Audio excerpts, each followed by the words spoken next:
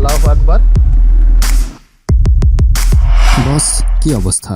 আবারও ফিরে আসলাম আপনাদের পছন্দের ফ্যাক্টরি মেডের এপিসোড নিয়ে। বদহজম, একটু মধু খাও। ব্যথা পাইছো, একটু মধু খাও। আরে রূপচর্চা করবা, মধু তো লাগবেই।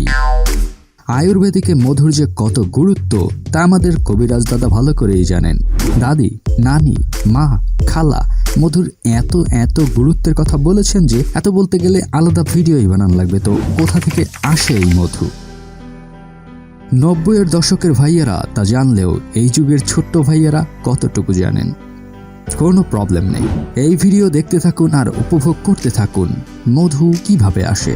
তো without wasting any more Times, let's get hour today's video. দেশি খাঁটি মধু তো পাওয়া যায় সুন্দরবনে বা কোনো গাছ মৌমাছির কাছে সেফ মনে হলে র্যান্ডমলি সে গাছে বাসা বানায়, আর সেখান থেকে মৌয়ালরা ধোয়ার সাহায্যে মৌমাছি তাড়িয়ে এভাবে মধু সংগ্রহ করে।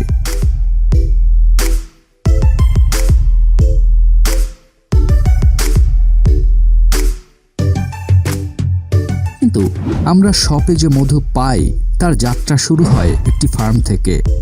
ফার্মে প্রথমে তো বক্স তৈরি করতে হয়, যেটাই সূর্যের আলো আর বাতাস প্রবাহিত করানোর জন্য একটি জাল ওপর থেকে লাগিয়ে দেয়া হয়। এভাবে শত শত বক্স বানিয়ে চাষি প্রত্যেকটা বক্সের মধ্যে একটি রানী মৌমাছি ও বক্সের বাইরে কিছু ওয়ার্কার মৌমাছি ছেড়ে দেয়। এই বক্সের মধ্যে যতক্ষণ এই রানী মৌমাছি আছে, খোদার কসম বস, এই বক্সটা ছেড়ে বাকি ওয়ার্কার মৌমাছিরা কোনো দিনও কোথাও যাবে না। তাতে যদি পরমাণু বোমা হামলাও করা হয় ওরা যাবে না, যাবেই না। অথচ মানুষরে দেখেন, একজনের বিপদ দেখলেই আরেকজন তাকে লাথি মেরে পেছনে ফেলে ভাগে। হ্যাঁ, আমি অনেকটা দেখছি। ফাও পাচাল বাদ। তো প্রকৃতিতে যে ওয়ার্কার্স মৌমাছি থাকে তারা বিভিন্ন জায়গায় ঘুরে ঘুরে ফুল থেকে বিভিন্ন স্বাদের মৌ আনে। এত কষ্টে আনা মৌ আমরা কি সুন্দর চুকচুক করে রাখাই। তবে ফার্মে থাকা মৌমাছিদের অত কষ্ট করতেই হয় না। ফার্মের পাশেই থাকে বাগান, আর সেই বাগানেই থাকে মৌ ভর্তি ফুল। তো ওই এক জায়গা থেকে আর কতটুকু মধুই বা পাওয়া যাবে? ওদের খাওয়ানোর জন্য চাষিরা তাই চিনি দেয়, আর দিনভর চিনি খেয়ে পেট ভরে, আর পেট ভরার পর তা আবার ওই বক্সেই উগড়ে দেয়।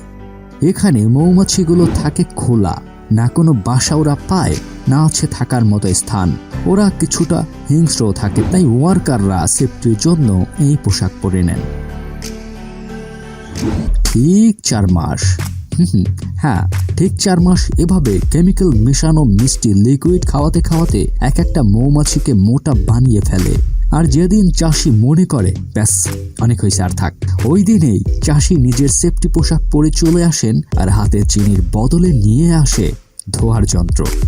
হ্যাঁ সিরিয়াসলি, ধোয়ার যন্ত্র। ওই বক্সে ধোয়া ঢোকালে মৌমাছিগুলো এমন ভাবে ভাগে যেন মনে হয় আয়াতুল কুরসি পড়ছে আর শয়তান ভাগতেছে। তো মৌমাছি ভাগলে পুরো বাসাটা নেক্সট প্রসেসের জন্য তুলে নেওয়া হয়। এটা সেমি অটোমেটিক মেশিন।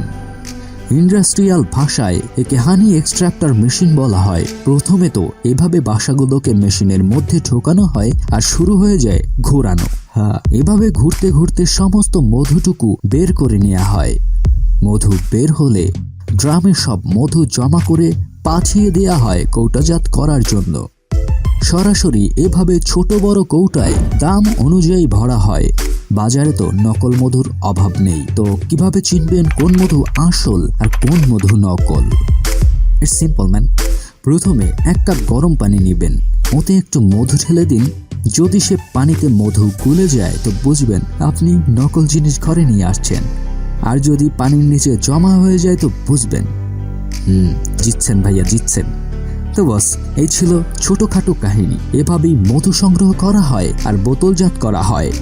ভিডিও ভালো লাগলে যা ইচ্ছা করেন। দেখা হচ্ছে পরের ভিডিওতে। Till then stay happy, stay কুল।